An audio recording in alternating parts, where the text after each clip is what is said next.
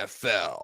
Oh, hello, and we're live. Welcome to What Are We Talking About with Jamie Jakes. I am him, and we are getting into week 11 of the NFL, and you know what that means? It's time for me to make you guys a little bit of money this weekend, and that's exactly what I did last weekend. We are a podcast of integrity as always, and I went 4-2 last week with a little bit of help from the Jacksonville Jaguars and the Texans with that thick 6 to end the game. I did have -1. It would have been a push. I would have been 3-2-1, which sounds way worse than 4-2, but I'll take it because I should have won last week. Went 2-2 because I had my kicker doink one. Shout out to Matt Prater off the upright. Didn't get my over. That's life in gambling. So you really celebrate when you get lucky because there's times you're going to get unlucky, and that's what it's all about. And we don't really need that much luck on the podcast over the time. We will be winning you money. All I ask is you to give us a big sample size. If this is your first time joining us, ride with me or track me for 3 weeks. If at the end of that 3 weeks, you're losing money, unsubscribe, leave a comment, tell me I suck. And if I'm winning, I'd assume you stick with us. So I appreciate you if that is describing you. By the way, our best bet is red hot. If this is your first time joining us, me and NFL insider James go head-to-head every single week in a competition to see who is the better sports gambler. I won last year by a lot. This year wasn't looking as good about halfway through the season. I went 5-0 to open up. James went 4-0. 4-0 streak against me. But I won last week, so now I'm 6-4. Not a lot of time for James to come back and earn the hammer of truth and justice, which I forgot to grab before the podcast, and I don't feel like getting it now. And we're live. So we're going to stick to what we got going on here. And we have something unprecedented that's happened today. Every single week, James presents us with a slate of games. He has a pick on each one of those games. What my job is to do is look at those games and find the winner. All right? And it's worked out pretty well so far. I have a forced bet in that game. I have maybe nudged James in the direction of like, hey, our live stream of the week where we do alternate commentary will be this game. Maybe you throw that into the picks and maybe James does that for me. But something unprecedented has happened this time. James actually did not have a game, and I was shocked they didn't have this game on the slate. He sent me the slate. I texted him back. I said, are you sure? And he said, frick it, bro. We ride. And he did throw this game on the slate, and he understood the assignment. And that game that I am talking about is the Packers at the Giants. This game will be in New York. The over-under set to 43.5, and the Giants are laying 7 at home. Weather, by the way, since this is an outdoor game, we're always going to cover that. Small chance of rain. Doesn't look like it's going to be a big deal for this one. Of course, we have Jameis Winston, starting quarterback, over Russell Wilson. We have Brian Daboll fired, which means this is going to be an ultimate motivation game for the New York Giants. It's a well-known trend that whenever a head coach is fired, especially when they are not liked by their team wakes up, team starts playing hard again because the Wicked Witch of the West is gone. And that Wicked Witch is, of course, Brian Daboll, in my opinion. He has got to be behind the scenes the most smug ass in the history of the NFL. And smug in a way that it's bad because they're not winning. You can be smug if you're winning. But Brian Daboll was not winning for the New York Giants. Going back all the way to that Jaden Daniels clip when Jaden Daniels was getting interviewed or more interrogated by Brian Daboll as he was kind of sitting back in his big fluffy couch asking Jaden Daniels all those questions about repeating a playback. And Jaden Daniels was like, Coach, I'll score a touchdown. Just shut up. Get me out of this interview. Please don't draft me. I think was the vibe that Jaden Daniels was sending his way. And thank goodness he didn't, because we probably would have missed out on some pretty good Jaden Daniels football games if he had been drafted to the Giants. Of course, obviously, Jameis Winston, there's a reason this team didn't cut him, even though he's been the third string quarterback all season. And it's because He is the ultimate motivator. He's eating W's out there. He's telling the boys how he's feeling, what to do, what to feel, who to pray for. And for that reason, there's no possible chance you could bet against the Giants. So I will take the Giants at +7. Best bet of the century. How do you like that? Moving on to our next game on our slate. It'll be the Panthers at the Falcons. And by the way, I'll give you James's picks. Obviously, James riding money line with the Giants on that one. I'll give you the rest of James's picks at the end of the podcast, so stay tuned for that. Next game on the slate, Panthers at the Falcons. The Falcons are -3.5 points at home. Over-under set to 41.5 or all the way up to 43. So wide over-under spread. So like we always say on the podcast, shop your lines, and we'll try and shop them for you. I don't know who's starting quarterback for the Panthers for this one. I don't really care because Dalton's been, in a small sample size, actually the better of the pair in Carolina. The Falcons, only a 3.5-point favorite in this one, and they struggle to win close games. They are 1-3 in close games this season. The Panthers do not struggle. And this is kind of what we saw last year. They're on the upward trajectory. I just don't think this roster is very good at all, but I think they're well coached, and I love backing well-coached teams in close matchups. They are 4-1 in those close matchups this season. Turnover luck. We always like to look at how lucky these teams have been. The Panthers unlucky in turnover differential. They are 26th in the league, where the Falcons ranked 8th in the league. And of course, you can say, well, their quarterback takes care of the ball. Their team takes care of the ball more. Yes, but statistically, it ends up being a little bit more of a coin flip, that turnover differential, than anything else. So we always like to fade the lucky team in a turnover differential battle. Running back matchups. The Falcons ranked 29th in run defense per my model. The Panthers ranked 16th, which isn't great, but that's season long, and everybody knows Rico Dowdle's the man, and they're going to be able to run the ball better with Rico Dowdle in the backfield at a higher clip than they were with Chuba Hubbard. The Falcons, on the other side of the football, ranked 18th in run offense, surprisingly so, with them having one of the best running backs in the league and a good offensive line. The Panthers are the 10th best run defense per my model in the NFL. So for that reason, you got to be able to stop the run, and you got to be able to run the ball if you're going to win games in the NFL, especially if they're close games. So give me the Panthers at +3.5. The Bears and the Vikings are our next matchup. Big NFC North battle here. Vikings trying to edge their way into a playoff spot. Bears trying to hold theirs. The Vikings at home are 2.5 or 3-point favorites. The over-under set to 47.5 or 48.5, depending on where you get it. Obviously, weather not a factor in this game because it's a big dome game. Bears. I'm a Lions fan. I hate the Bears. I hate Ben Johnson. I'll tell you that much. And it's been difficult for me to come to grasps with how good, because per my model, they're a top 10 offense, these Chicago Bears. It's been tough for me to come to grips with the Bears actually having a borderline elite offense, a top thirtile offense in the league. I didn't like it. And I have been staring that in my face. And then I looked into this game. I said, well, the Vikings have a pretty good defense. I wonder how the Bears have done recently against good defenses. And when I dug deeper, I discovered they have not faced a top half defense per my model this season outside of week 1 and week 2. And guess what?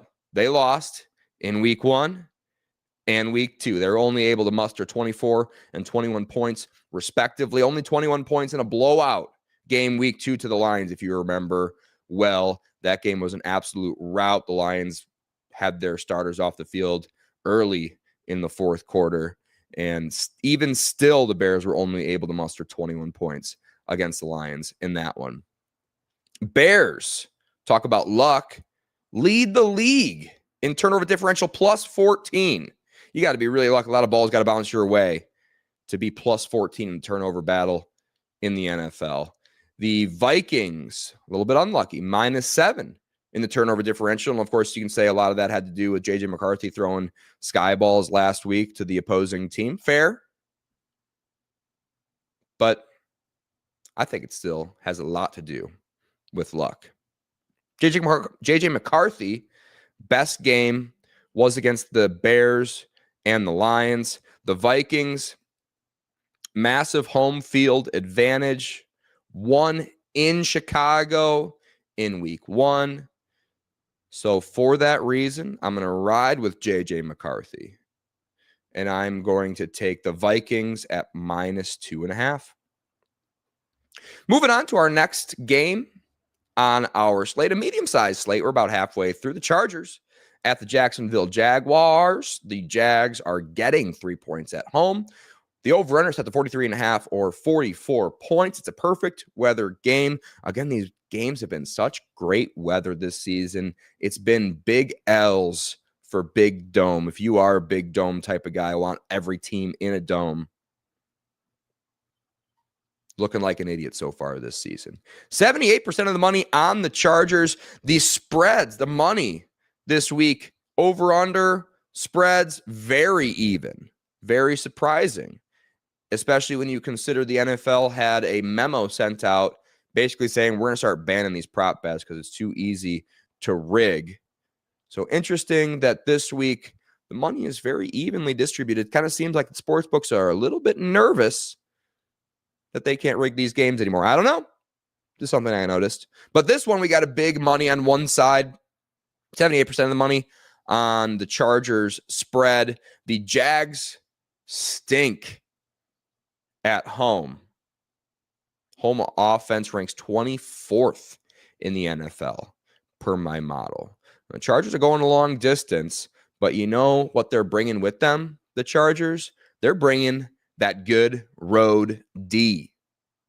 And they have a great road D, one of the best road Ds in the NFL, actually the best road D in the NFL per my model.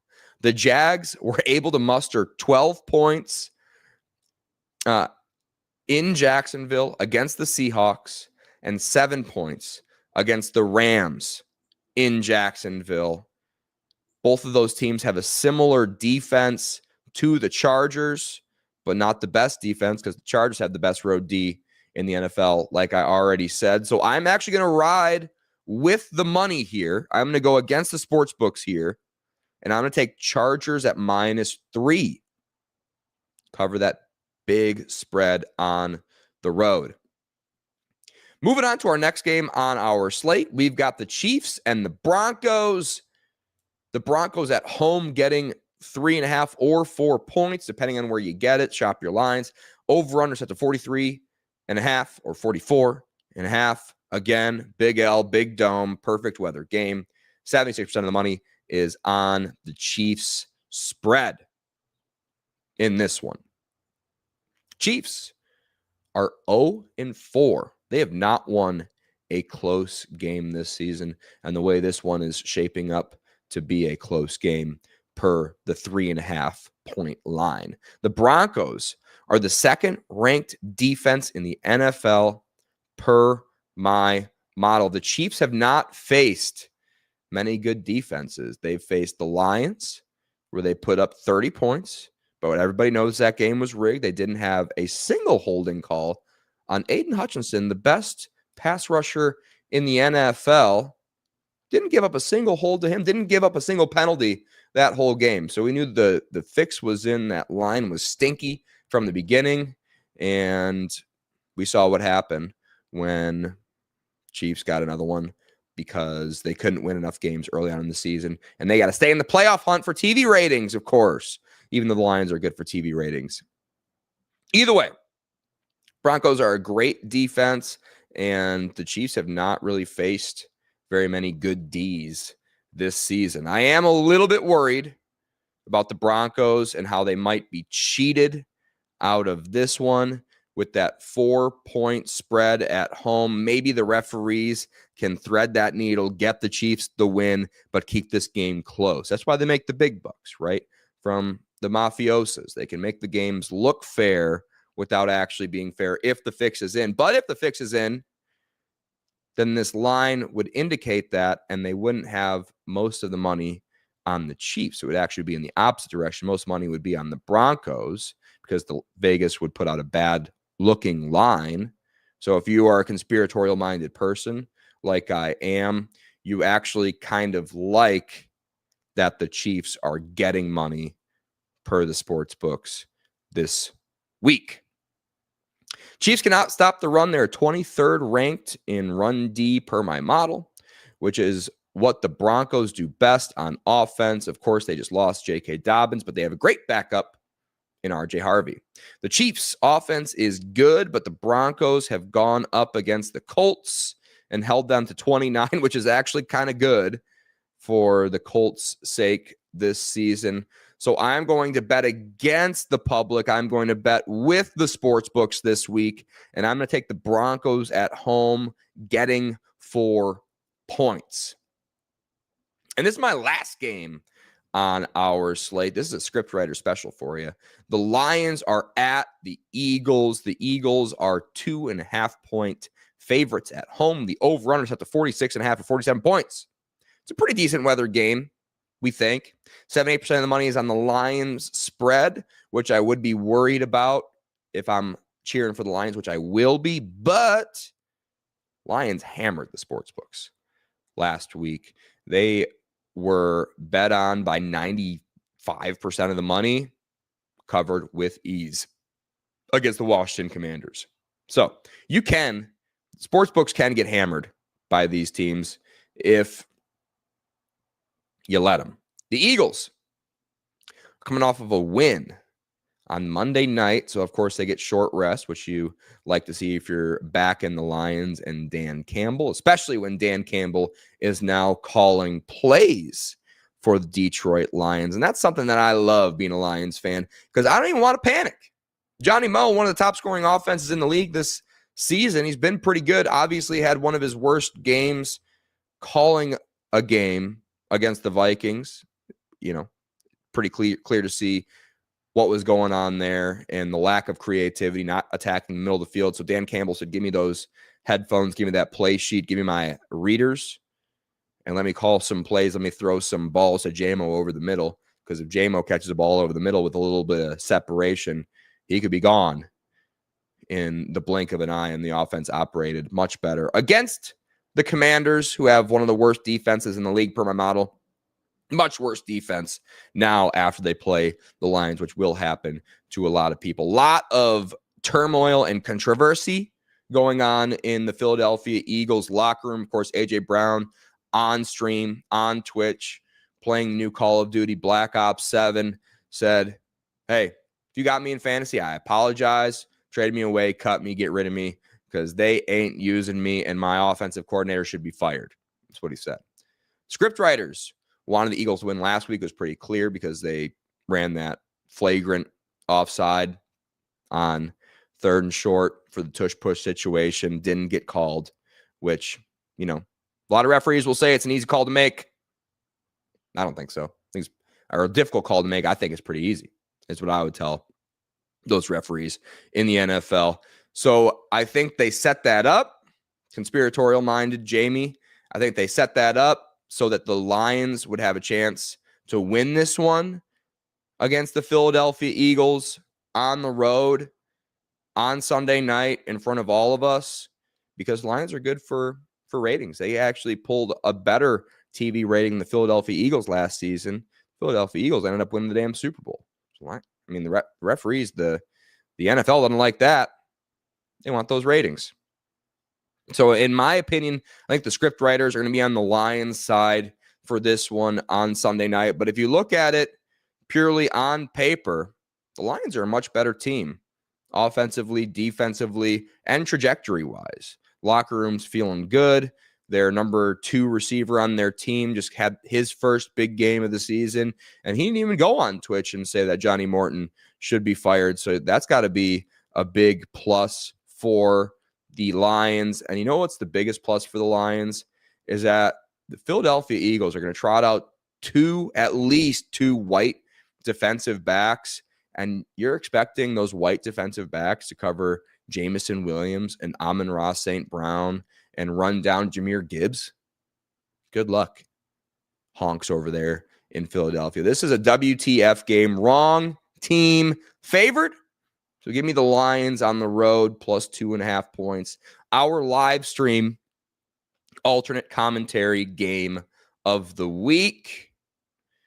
And we've got Jake Rabbit coming here onto the couch in South Dallas. We also have potentially Guy Pert, Eagles fans, and a handful of others are also maybes for that one. So some surprise guests coming your way on the casting couch here in South Dallas. So subscribe so you can watch me sweat out this bet or watch me celebrate an easy Lions win, which is, I think that's probably what's going to happen.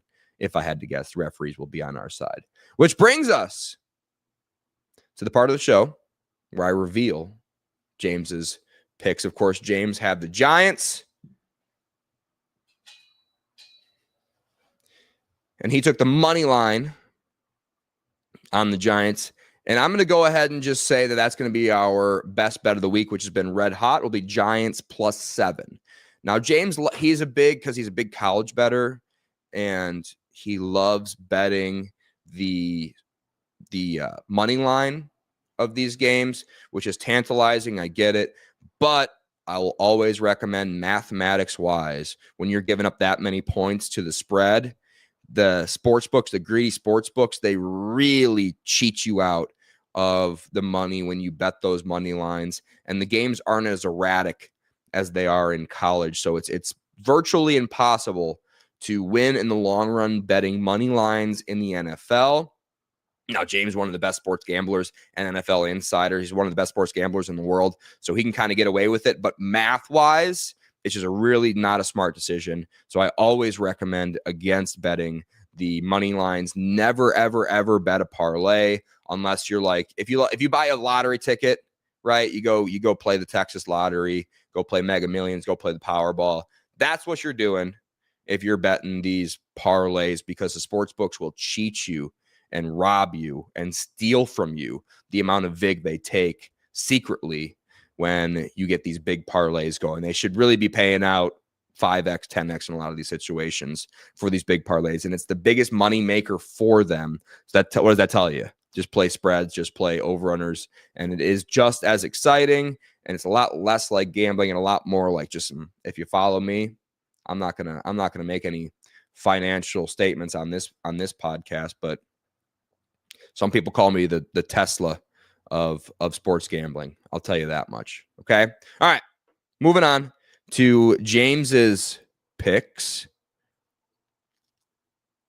And they are Panthers at plus 165. I agreed with him on that one. Of course, I had the Panthers at plus 3.5. For the Bears and the Vikings game, James has the Bears at plus 155. I had the opposite. I had Vikings at minus 2.5 points. James for the Chargers and the Jags had Jags at plus 145. I have Chargers on the road covering 3 points against the useless Jacksonville Jaguars. Chiefs at the Broncos. NFL Insider James has the Broncos at plus 170. The Broncos, I agree. I had Broncos at plus 4. James riding with me in Philadelphia, taking the Lions on the road. He, of course, has plus 125. So just a straight underdog money line ticket for James. Some people will call that pretty lazy. But I don't know. James has been pretty hot lately. Had a down week last week, which will happen when you take these big money spreads and selling points all over town. But he had a 4-game win streak for a reason, but I had a bigger season last year in the larger sample size, and the sample size over the course of 10 weeks this season, I am 6-4 against him in our competition. So subscribe to the channel. See how this week goes. See where we are next week. James only has a few more weeks to catch up on me before it's see you later, alligator. I'm running away with this one time. hopefully I can stay hot for the rest of the season. Please subscribe to the channel. Please leave a like. Please share with your friends if you want your friends to make money off of me. Thanks for watching, and I'll see y'all Sunday night for our live stream watch party alternate commentary of the week.